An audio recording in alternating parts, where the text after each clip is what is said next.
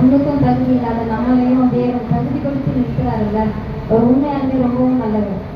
அவரை தகுதியில் வேறு யாரும் நல்லவர்னு சொல்றதுக்கு கூட வார்த்தை கிடையாது. நம்ம தலையை தாய்த்து ஜெபிப்போமா? எங்களை அதிகமாக நேசிக்கிற பரலோக தகப்பனே, அருமையான நிலைக்காய் சொல்கிறோமா பயிரம் இரண்டாம் வார்த்தை கூட கரங்களில் ஒப்பு கொடுக்கிறோம்.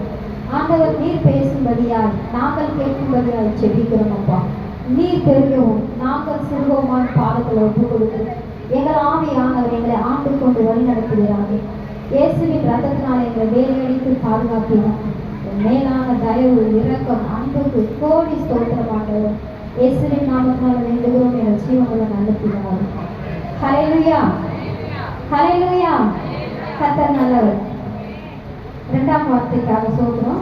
அதே லூக்கா எடுத்துக்கோங்க.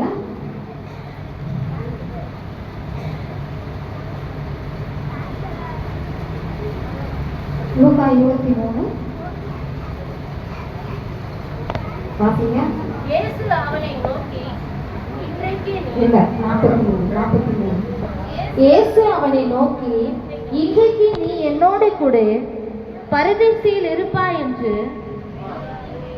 மெய்யாகவே மெய்யாகவே சொல்லுகிறேன். ஆமென். இயேசு இன்றைக்கு என்னோடு கூட பரதேசியில் இருப்பாய் என்று சொன்னார். அந்த மனுஷன் யாரு? பாவி, கள்ளன். கர்த்தர் இயேசு கிட்ட நிற்க கூட தகுதி இல்லாத ஒரு மனுஷன்.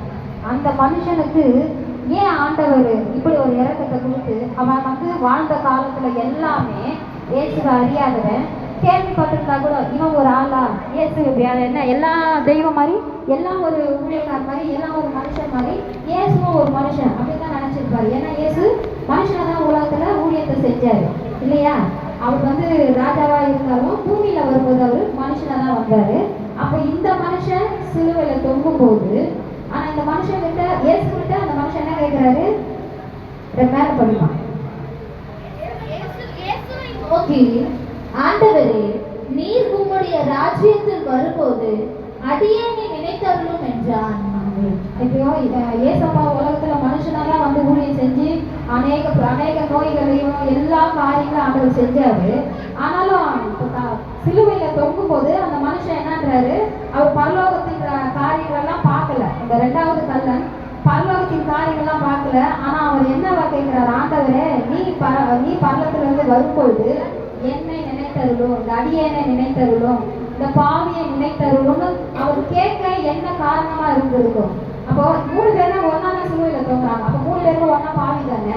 2 பேரும் பண்ண தப்புக்கு தொங்குறாங்க. இயேசுவும் அந்த மாதிரி தானே சிலுவையில தொங்குறாரு. அப்ப அவரை பார்க்கும்போது அவனுக்கு என்னவா தோணு இருக்கணும்? ஏன்னா இந்த பக்கத்துல இருக்கிறவன் கிண்டல் பண்றான். அதையும் வாசி பண்ண 39. அன்றியும் சிலுவையில் அறையப்பட்டிருந்த குற்றவாளிகளில் ஒருவன், நீ கிறிஸ்துவானால் உன்னையும் எங்களையும் ரட்சித்துக்கொள் என்று அவரை இகழ்ந்தான். இயேசுவை கிண்டல் பண்றான். நீ கிறிஸ்துவா இருந்தா, நீ உண்மையான தெய்வமா இருந்தா, நீ எங்களுக்காக தான் வந்தீங்கன்னா முதல்ல நீ இறங்கி வா. ரெண்டாவது எங்களை என்ன பண்ண காப்பாத்து. ஏன்னா நான் எப்படிப்பட்ட பாவி, அவ்வளோ காரியங்களை நான் செஞ்சிருக்கிறேன். கொலை பண்ணியிருக்கிறேன், கொள்ளை அடிச்சிருக்கிறேன், திருடி இருக்கிறேன். ஒரு நீதிமானுக்கு முன்பாக, ஒரு நல்ல மனுஷனுக்கு முன்பாக தகுதி இல்லாதவங்களை நான் நின்று இருக்கிறேன். அப்படி நான் நிற்கிறேன். நானும் என்னோட சேர்ந்து நீ என்ன பண்ற? சிலுவையில தொங்குற.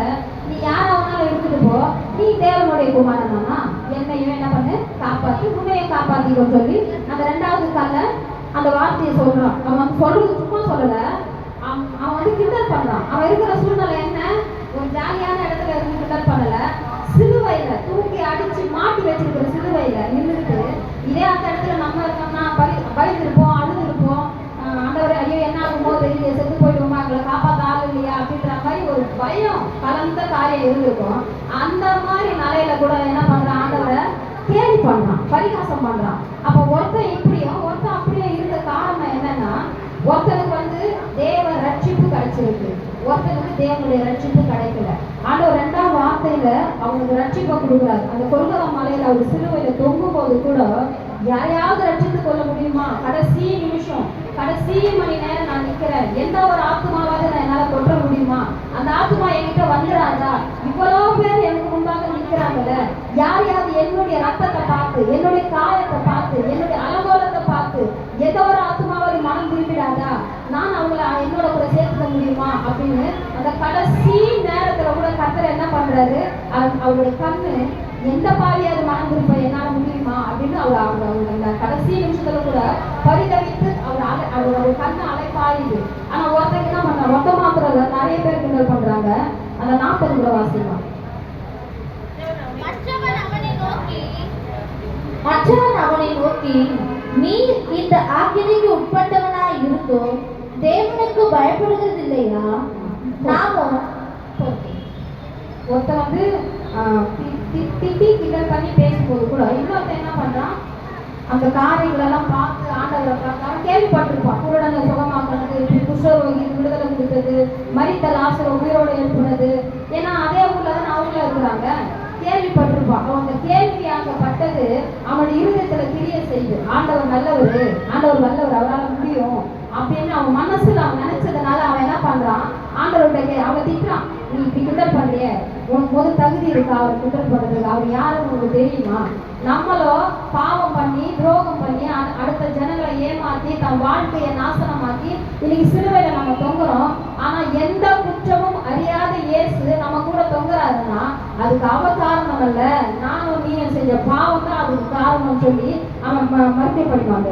41. நாமும் யாருபடி தண்டிக்கப்படுகிறோம், நாம் நடப்பித்தவைகளுக்கு தக்க பலனை அடைகிறோம், இவரும் தகாத ஒன்றையும் நடப்பிக்கவில்லையே என்று அவனை கடிந்து கொண்டு அவன் சொல்றான், நீ நான் பண்ண பாவத்துக்காக தான் நம்ம இன்னைக்கு சிலுவையில தொங்குறோம். ஆனா இயேசு எந்த ஒரு காரியத்தையும் செய்யல, தகாதது ஒன்றையும் இயேசு செய்யல, நன்மையானதை மாத்திரம் தான் செஞ்சாருன்னு சொல்லி அவன் அந்த இடத்துல அவன் கடிச்சு கொள்றான். அப்ப அவன் கடிச்சு கொள்றதுக்கு காரணம் என்னன்னா, இயேசு யாருன்னு அவனுக்கு தெரிஞ்சிருக்கு. இயேசு எப்படியாப்பட்டவர், இயேசுவால என்ன செய்ய முடியும், இயேசு நினைச்சா என்ன வேணாலும் செய்யலாம்ங்கிறத அவன் நிச்சயமா ஆணித்தரமா அவன் நம்பியிருக்கான். ஏன்னா உலகத்துல அவர் அவ்வளோ அதிசயங்களை செஞ்சிருக்கிறார். மரித்தவரை உயிரோடு எழுப்பியிருக்கிறாரு, மரணத்துக்கு நேரா போன நோய் வியாதியில் இருந்தவரை சுகமாக்கி இருக்கிறாரு. குஷ்டரோகிக்கு மாத்திரம் இல்ல, கண்ணு தெரியாதவருக்கு, காது கேட்காதவருக்கு, சாப்பாடு இல்லாத இருந்த ஜனங்களுக்கு கூட தேவன் 2 அப்பத்தையும் 5 மீனையும் கொண்டு 5000 பேரை போஷித்த அவ்வளவு ஒரு அற்புதமான தெய்வம். எவ்வளவு நன்மை செஞ்சிருக்கிறாரு நம்ம வேதத்துல நம்ம வாசிக்கிறோம்.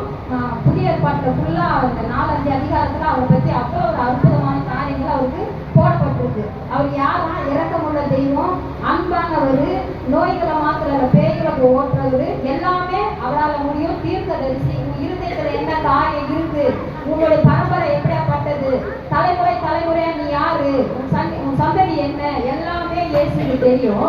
அப்படியாப்பட்ட தெய்வம் இன்னைக்கு சிலுவையில தொங்குதுன்னு பக்கத்துல இருக்கிறவங்க கல்லாம் கண்டுபிடிச்சிட்டான். ஏன்னா இவர் ஒருவரை தவிர வேற ஒருவராலே ரட்சிப்பு கொடுக்க முடியாது. இவர் ஒருவரை தவிர பரலோகத்துக்கு கொண்டு சேர்க்கிறதுக்கு வேற எந்த மனுஷனுக்கும் தகுதி கிடையாது.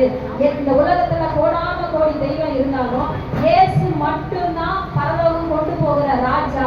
இயேசு மட்டும்தான் இந்த எல்லா அதிகாரத்துக்கும் சொந்தக்காரர். பரலோகத்தில் இருக்கிற எல்லாத்துக்கும், பூமியில இருக்கிற எல்லா அதிகாரங்களுக்கும், பாதாளத்துல இருக்கிற எல்லா அதிகாரங்களுக்கும் இயேசு ஒருவர் மாத்திரம் தான் ராஜான்னு சொல்லி அவன் ஆணித்தரமா அசைக்க முடியாதபடி நம்பிக்கை வச்சதுனாலதான் அவன் சொல்றான். அவன் கடிஞ்சிக்கிறான், திட்டுறான், நீ நான் யாரு, அவரை ஏன்னா அப்படி பேசுற அப்படின்னு திட்டிட்டு 42 அவரை கேட்கிறாரு.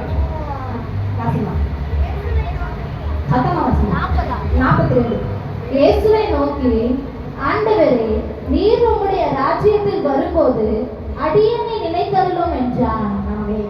அவர் எல்லாம் திட்டினது மாத்திரம் இல்ல, அவனுக்கு தெரியும் எங்க போய் சரண்டானா நமக்கு எப்படியாப்பட்ட ஆசீர்வாதம் கிடைக்கும்னு அவங்க ஆணித்தரமா தெரிஞ்சதுனால அடுத்த செகண்ட் ஆண்டவர் பக்கம் திரும்பி அவரை கேட்கிறார், ஏப்பா நீ தான் எல்லாமே எனக்கு தெரியும், நீ தான் எல்லாத்தையும் செய்ய முடியும்னு நான் அறிஞ்சிருக்கிறேன், அதனால நீ எங்க இருக்கிறியோ நானும் அங்க இருக்கணும் ஆண்டவரே.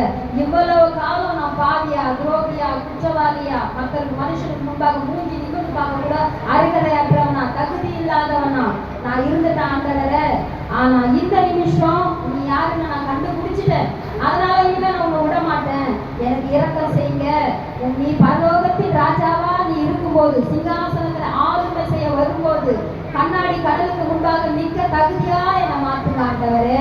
அந்த தங்க தரையில நடக்கிறதுக்கு அந்த 1000 கோடிக்கணக்கான பேர் தேவனே பரிசுத்தர் பரிசுத்தர் என்று பரலோகத்துல புகழப்படுற இடத்துல அப்பா என்னையும் இருக்குங்க, நீங்க அப்படியாப்பட்டவர்கள் நான் அறிஞ்சிட்டேன்.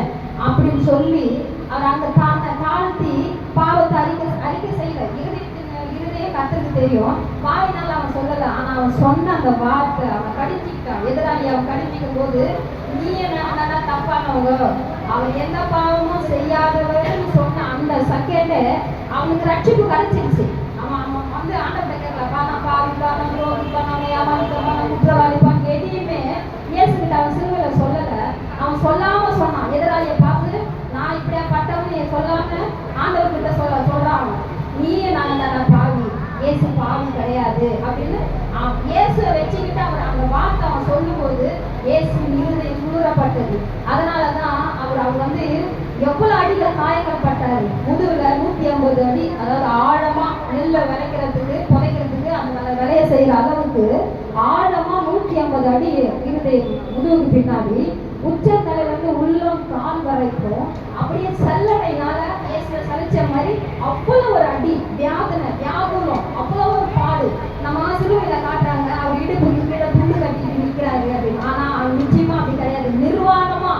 நிர்வாணமா சிலுவையில தொங்கப்பட்டிருக்காங்கன்னு தள்ளப்பட்ட ஆகமத்துல இருந்து புராண அந்த இதுல இருக்கு.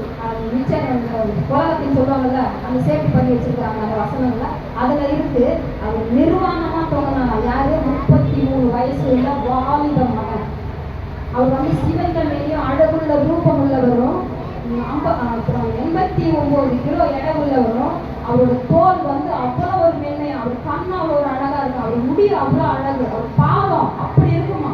அந்த மாதிரி அழகுள்ள என்ன சொல்றது, கல்யாணம் ஆகாத இயேசு தனக்காக, நமக்காக, உனக்காக, எனக்காக, இந்த உலகத்தின் பாவங்களுக்காக தன்னை நொறுக்க ஒப்பு கொடுத்தாரு. அவர் எப்படி நொறுக்கி போனாரா? அவர் எலும்பை தவிர உச்சந்திலிருந்து உள்ளம் கால் வரைக்கும் எல்லாமே காயப்பட்டிருக்கு. அவர் எலும்பை மட்டும் உடைக்கிறதுக்கு மனுஷனால முடியல. ஆனா எல்லாத்தையும் அவர் சதையில இருந்து, ரத்தத்துல இருந்து, நரம்புல இருந்து எல்லாமே நமக்காக சிந்தப்பட்டது. ஒவ்வொரு சாட்டை அடி, ஒரு அடி நம்ம கண்ணத்துல அடிச்சானா நம்மளால தாங்க முடியும், ஒய்யின்னு ஆயிடுது. ஆனா அந்த ஆண்டவர் அவ்வளவு பாடுகள் எனக்காக உனக்காக பட்டிருக்காருன்னு சொல்லி வேதம் சொல்லுது. அந்த ஒரு நைட்டு ஃபுல்லா இரவுல கையை ரெண்டையும் கட்டி அவர் மேல இருந்து புகையில புழு மூடி இருக்கிற இடத்துல துணியில போட்டுட்டாங்க. அவரை 2 கையும் மேல கட்டி தொங்க விட்டுருக்காங்க. அப்படி அவர் தொங்கும் போது கூட நம்மளை நினைச்சாரு ஆண்டவர். இந்த உலகத்துல இருக்கிற நம்மளை நினைச்சுதான் கர்த்தர் என்ன பண்ணாரு? என் பிள்ளைகளுக்காக, என்னுடைய உறவுக்காக, என் ஜனங்களுக்காக இந்த நான் காயப்படுகிறேன். என்னுடைய பிள்ளைகள் என் ராஜ்யத்துல சேரணும், என் பிள்ளைங்க என் மேல அன்பா என் பக்கத்துல அவங்க இருக்கணும்னு சொல்லி இந்த பாடு இல்லை, எந்த பாடாந்தாலும் நான் சகிச்சுக்கொண்டு அந்த தொங்கும் போது கூட ஆண்டவர் இருதயத்துல நமக்காக இல்லை, நான் என்னுடைய வலி தாங்க முடியாது, என்னுடைய வேதனையை தாங்க முடியாது, என் பிள்ளைகளுக்காக நான் நிக்கிறத, இந்த காரியத்தை நான் நிற்கும் போது என்னுடைய வாய் வார்த்தை என் பிள்ளைகளுக்கு விரோதமா வரக்கூடாது, இந்த உலக ஜனங்களுக்கு விரோதமா நான் பேசக்கூடாது என்றதுக்காகத்தான் வாய் மூடி அமைதியா அவருடைய பிரசவெல்லாம் அப்படி இருக்கும், கண்ணீர் இருக்கும். அப்படியாப்பட்ட தெய்வம் வாயை திறக்கவே இல்லை. அடிச்சு ஒப்பு கொடுத்து சிலுவைக்கு நேரா போகும்போது அடிக்கப்பட்ட ஆடை போல அமைதியா இருந்தான்னு சொல்லி வசனம் சொல்லுது. வாயை திறக்கல. ஆனா ஒரு நிமிஷம் அந்த இயேசுவின் இடத்துல நம்மளை வச்சு பாருங்க, ஒரு செகண்ட் ஆண்டவரோட இடத்துல, ஆண்டவர் சிலுவையில தொங்கினாரு இல்ல, அந்த இடத்த நம்மளை வச்சு பார்ப்போம்னா ஒரு செகண்ட் நிச்சயமா நம்மளால முடியுமா? சொல்லிடுவோம், நான் உனக்காக இருக்கிறேன், நான் உனக்காக பார்த்துக்கிறேன், நீ கவலைப்படாத, நான் காப்பாத்துறேன், நான் வழி நடத்துறேன், நான் இருக்கவங்களுக்குன்னு சொல்லுவோம். ஆனா ஒரு உபத்திரவம் பிரச்சனைன்னு வரும்போது நிச்சயமா அவங்களுக்காக நிக்க முடியாது. சொல்லிட்டு கூட என்ன சொல்றோம், அவங்க இல்லாத டைம்ல பின்னாடி கூட கண்டிப்பா பேசுவோம். நேரம் சொல்லிடுவோம், நான் உனக்காக நான் இருக்கிறேம்மா, நான் பார்த்துக்கிறேம்மா, இன்னும் மூட்டு குடும்பம் தானே நான் செய்யறேம்மா, உன் பிரச்சனை தானே நான் தீர்த்து வைக்கிறேம்மா சொல்லிடுவோம். ஆனா அந்த சூழ்நிலையில கடந்து போகும்போது அந்த சொன்ன மனுஷனுக்கு நேரம் பேச மாட்டோம். பின்னாடி குடும்பம், நம்ம குடும்பம் இருக்குல்ல, பின்னாடி இவர்கிட்ட வாக்கு கொடுத்துட்டேன், இவருக்கு நான் சொல்லிட்டேன், அதை என்ன பண்றது, தலையெழுத்து செஞ்சுதான் ஆகணும்னு இருதயத்துல கூட நம்ம புலம்புவோம், மனுஷன்கிட்ட சொல்லுவோம். ஆனா அதை கூட கர்த்தர் செய்யாம ஏன் பிள்ளைங்க ஏன் ஜனம் அப்படின்னு சொல்லி அவர் நம்மளை வந்து அவர் ஒப்பு கொடுத்தாரு. தன்னை ஒப்பு கொடுத்ததுனாலதான் இன்னைக்கு நீயும் நானும் பகிரங்கமா தேவனை ஏற்றுக்கிட்டு கர்த்தர் பக்கம் நிக்கிறதுக்கு நம் தேவன் நமக்கு நல்லவராகவும் வல்லவராகவும் இருந்திருக்கிறார். அப்படியாப்பட்ட தெய்வத்துக்கு நம்ம ஒப்பு கொடுத்து செபிப்போம், அவரோடு சேர்த்து இருப்போம். கர்த்தருக்கு கூடான ஒரு சோதனை.